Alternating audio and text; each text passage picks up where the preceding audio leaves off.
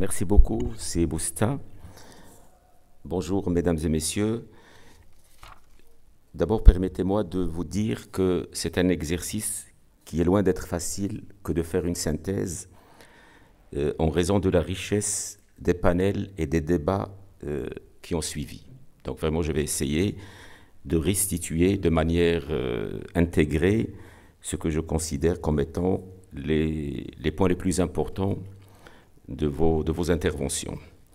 D'abord, je voudrais revenir sur la thématique du forum qui se tient à Dakhla, que vous avez considéré comme étant un carrefour et un symbole de la complémentarité maroco-africaine.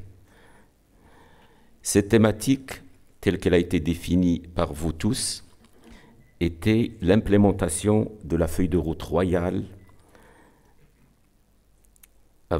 sur le partenariat Sud-Sud et le rôle que doit jouer l'Afrique pour elle-même. Ce sont vos termes. Alors sur le plan juridique, donc vous comprenez qu'il y a deux aspects, il y a le volet juridique et puis il y a le volet économique et intégration. Donc sur le plan juridique, vous aviez souligné et affirmé les droits du Maroc sur ses provinces et rappelé les actions, qu'elles soient unilatérales, donc la phrase qui a été donnée, c'est que le Sahara est marocain et le restera, ou multilatérale, en inscrivant le développement dans la politique extérieure du royaume et le non-engagement dans des conventions avec des pays ayant des positions ambivalentes. La diplomatie marocaine n'est plus sur la défensive et la réponse se fait par le développement et l'investissement. Sur le deuxième volet, qui est celui donc du développement économique et de l'intégration,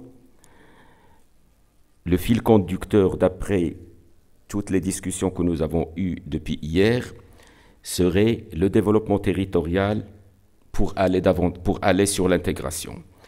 Alors pour le développement territorial, le nouveau modèle de développement des provinces du Sud en constitue le cadre.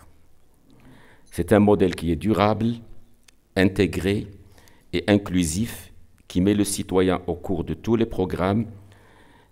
Donc nous avons rappelé les grands programmes économiques, sociaux, culturels et environnementaux et toute la connectivité, qu'elle soit routière, aéroportuaire, portuaire, énergétique, avec l'excellente intervention de Sehafidi, et puis également l'importance du digital, telle qu'elle a été bien rappelée.